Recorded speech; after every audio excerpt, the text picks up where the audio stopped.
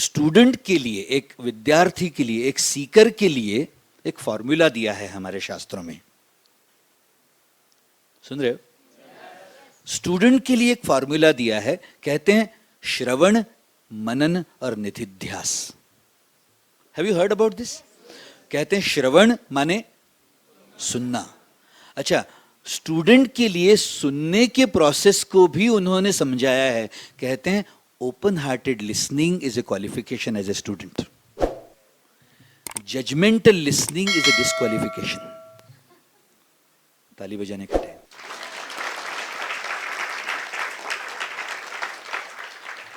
सुन रहे हो मेरी बात? इसको थोड़ा सा समझा दूं, उसके बाद आगे चलेंगे। ओपन हार्टेड लिसनिंग माने क्या? कि मैंने जितना अभी तक जाना है वो रॉन्ग नहीं है, लेकिन पूर्ण भी नहीं है।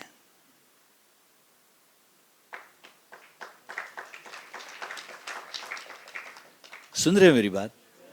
Acknowledging this fact that whatever I have learned so far, whatever I have understood so far is not wrong, but it's not complete too. There is so much more that can be learned about the same subject. Correct? So open hearted listening में आपको एक मौका मिलता है कि आप जो already जानते हो उसको ऑनर करते हुए भी और कोई पर्सपेक्टिव सुनने के लिए, समझने के लिए मन खुला रहे। ये ओपन हार्टेड लिसनिंग है। Got it? Got it? समझ रहे हो? अच्छा, अग्रीमेंट डिसएग्रीमेंट करने वाला जो माइंड है उसको जजमेंटल लिसनिंग कहते हैं।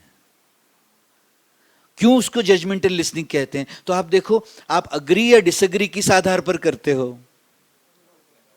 आज तक जो अनुभव किया है उसके आधार पर। करेक्ट? तो उसका मतलब क्या हुआ? जो आप ऑलरेडी जानते हो उसके साथ अग्री कर रहे हो, जो नहीं जानते उसके साथ डिसएग्री कर रहे हो। यानी नया कोई पर्सपेक्टिव अंदर जाने की कोई संभावना ही नहीं। Are you listening my dear? जो लोग अपने आप को ज्ञानी मानते हैं वो कभी कभी इस ओपन हार्टेड लिसनिंग को मिस कर देते हैं, जजमेंटल लिसनिंग में पड़े रहते हैं। इसलिए मैं एक रेकमेंड करूंगा, अगर यहां आपके सिर पे और कोई भी टोपी हो तो उसको उतार के रख लीजिए, यहां स्टूडेंट की कैप पहन लीजिएगा।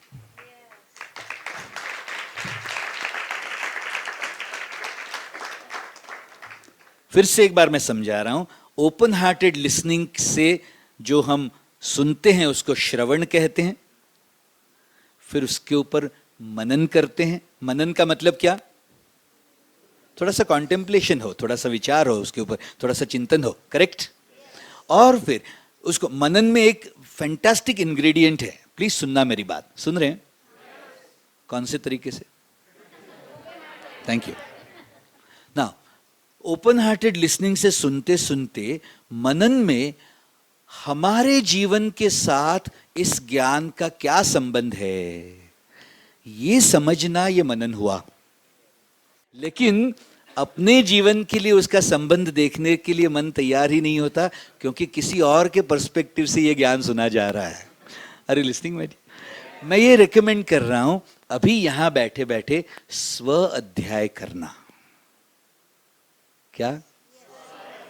स्व अध्याय करना। स्व अध्याय माने क्या? सेल्फ अंडरस्टैंडिंग है, self analysis, trying to understand your own life. बोलिए ना। अच्छा, यहां बैठे बैठे भी पर अध्याय नहीं करना, that's the point.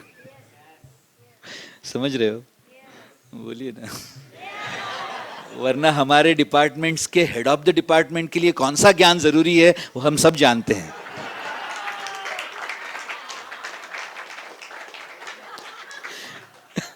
Isn't it?